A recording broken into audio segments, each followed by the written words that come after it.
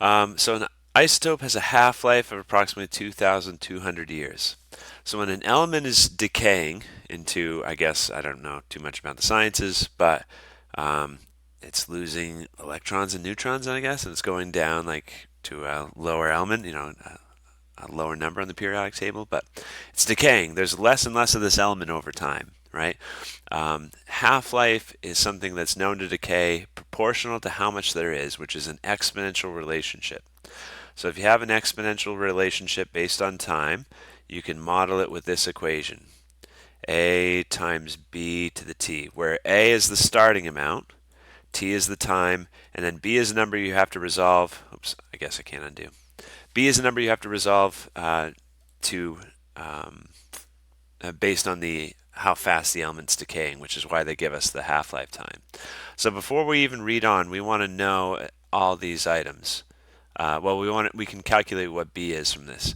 So let's say you start with 1 gram.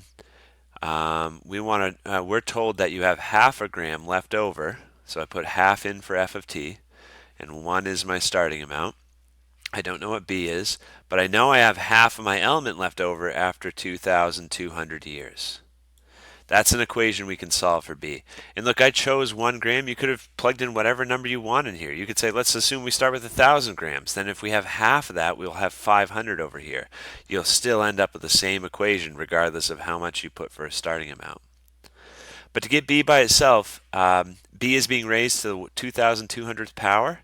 So I'm going to raise both sides to the 1 over 2,200th power because a power on top of a power multiplies. So b to the 2,200, I chose to raise both sides to the power of 1 over 2,200 because I know 2,200 times 1 over 2,200 makes 1. They cancel out, right? Okay, so what I really need to figure out is this. 0.5 to the 1 over 2,200 power. Okay, so there's 2,200 as a decimal. They've got it in scientific notation because it's such a small decimal.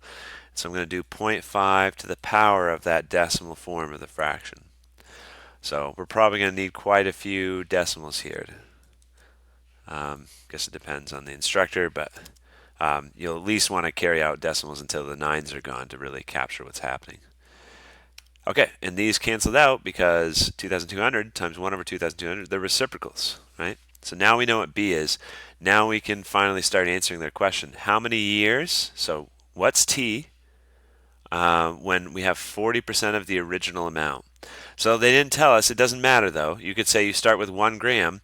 That means you want to end up with 0.40 grams.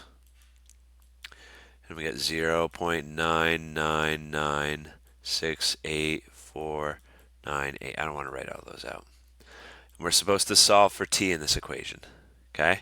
Because we plugged in the information about 40% being left over here.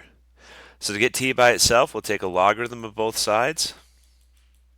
I chose natural log. You can use whatever logarithm you want. Common log is the other common choice. As long as you're doing the same thing to both sides, you've got a balanced equation, right?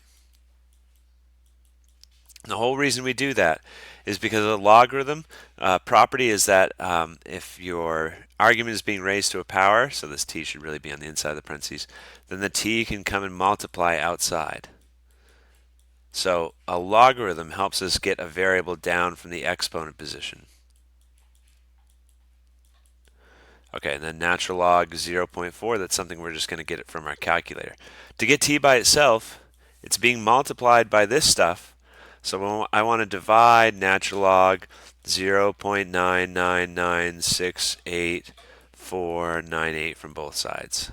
Okay, divide from over here. Natural log 0.99968,498. And I'll show you how I like to do that in my calculator. I like to figure out the denominator first because I can just save that to my clipboard. So here's the denominator. I need to take a natural log to figure out the denominator. So there it is in scientific notation. I've got that all copied to my clipboard right now on my computer. So the numerator is 0.4, but a natural log of 0.4. Divide by that denominator. So I got 2,908 for t. So t equals 2,908. On this left side over here, 2,908 roughly. That's how many years.